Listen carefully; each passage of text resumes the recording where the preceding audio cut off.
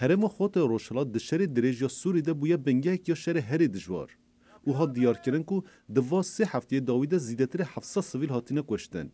Yek ji wan kure Ebu Muhammed Ala ye û her wiha di êrişên firokên ezmanî de birayê wî û xweşka wî jî hatine kuştin.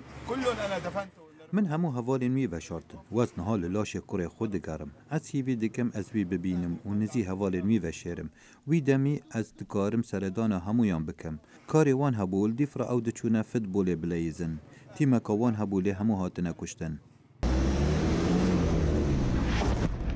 هین به هزاران کس دوی باجاری ده دمینن و نتوان یگirti ji beriyan ha biryara agirbestiya sihrojane dayî bû. Lê belê tu encam ji agirbeστiyê derneket û şerê giran jî hîn berdame. Netewên yekgirtî di derbarê bûyerên li xotê Roşilat qewme civînek pêkanî û bal kêşandin li ser tund û tijiyê.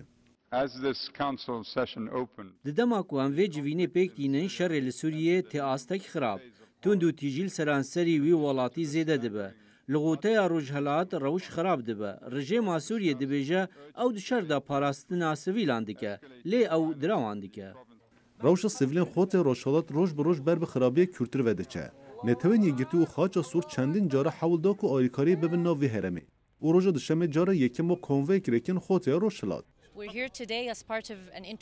Em beşek ji konvoya harîkariyê ne. Di konvoya me de xwarin ji bo sivîlan heye her wesa derman ji bo birîndaran.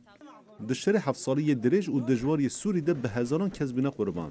û niha şerê giran li xoteya Roşilat kom bûye û bi hezaran sivîl neçarmane û benda alîkariyê ne.